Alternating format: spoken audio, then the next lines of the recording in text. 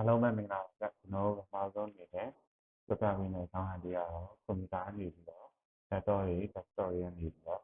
ဘောလုံးပဲတွေကိုဘယ်လိုကြည့်လို့ရလဲဆိုတဲ့အကြောင်းအရာလေးပဲပြပါအားလုံးအနေနဲ့တော့ဒီမှာ Wi-Fi နဲ့ internet တစ်ခုခုနဲ့ချိတ်ဆက်ပြီးတော့အသုံးပြုထားဖို့လိုအပ်တယ်ပြီးတော့ဒီမှာ browser တစ်ခုခုလိုအပ်ပါတယ် Google Chrome တွေဝင်နိုင်တယ်ပြီးရင် account ဝင်တယ်ပြီးတော့ဒီမှာ FMC Live ဆိုပြီးတော့တစ်ချက်လက်ခံတော့ဒါကတော့နောက်ဆုံးပေါ့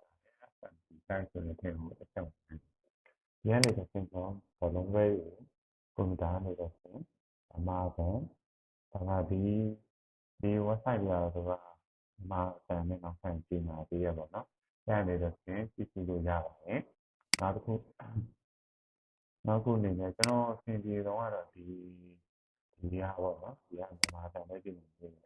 ကျွန်တော်ပွဲစဉ်တော့မတော့တယ်ဒီလိုရတယ်ဒီကတော့ဒီလိုကြည့်ကျွန်တော်လည်းပြင်နေတော့ဒီဟာတွေကတော်တော်လေးတော့အဆင်ပြေတယ်ပေါ့ဒါကြည့်လို့ရတဲ့website တွေတခြားကြည့်လို့ရတဲ့ link တွေရှိပါတယ်